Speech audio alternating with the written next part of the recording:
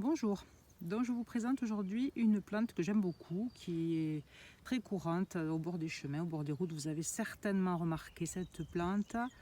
Voilà, si on la regarde un petit peu sur sa totalité, elle est assez grande. Elle est herbacée, ça veut dire que c'est une herbe, elle va mourir à la fin de la saison. Et elle est très simple, voilà, elle ressemble un petit peu à l'ortie, quelquefois on pourrait s'y méprendre. Mais pas du tout, il s'agit de l'alière, Aliara petiolata, qui est une plante de la famille des brassicacées. Alors qu'est-ce que c'est les brassicacées? Avant ça s'appelait les crucifères, vous devez tous connaître la famille des brassicacées. On va retrouver les choux, on va retrouver les radis, le colza, la moutarde, la roquette, voilà toutes ces familles de plantes qui sont des plantes très nourrissantes. Voilà, qui sont des plantes intéressantes au niveau de l'huile aussi qu'elles vont fabriquer, qu'on va fabriquer avec les graines, pardon. Et donc ce sont des plantes qui sont au nombre de plus de 3000 espèces, donc on a quand même de quoi faire sur notre petite terre. Comment on reconnaît une famille des brassicacées? La famille des brassicacées, surtout, ce qui est facile, c'est 4 pétales. Voilà. Je ne vais pas rentrer dans les détails botaniques parce que je ne suis pas experte et que voilà, je vais plutôt vous aider à reconnaître facilement avec des indices. Voilà, 4 pétales, petites fleurs regroupées. Voilà, ça c'est quelque chose qui est assez simple. Cette plante, la lierre, elle a surtout des jolies feuilles en forme de cœur. Voilà, qui ne piquent pas, hein, puisque c'est pas une ortie, on est d'accord.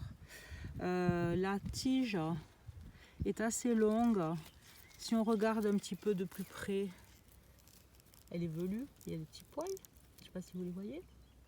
Voilà. Et la plus facile reconnaissance, la chose la plus simple et qui est la plus évidente, c'est que lorsqu'on la frotte comme ça, elle a une odeur d'ail très caractéristique.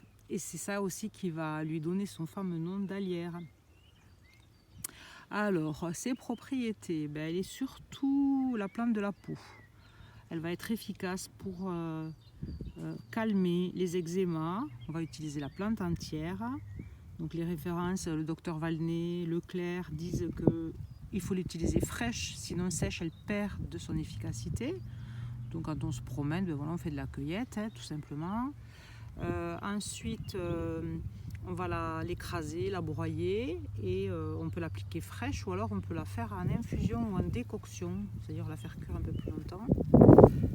C'est une plante qui va être efficace aussi pour tout ce qui est inflammation de la gorge, trachée, maux de gorge, extinction de voix, puisqu'elle est apaisante et elle est antiseptique. Voilà, donc j'essaie de vous faire des petits détails botaniques, comme ça vous en profitez pour regarder à quoi elle ressemble.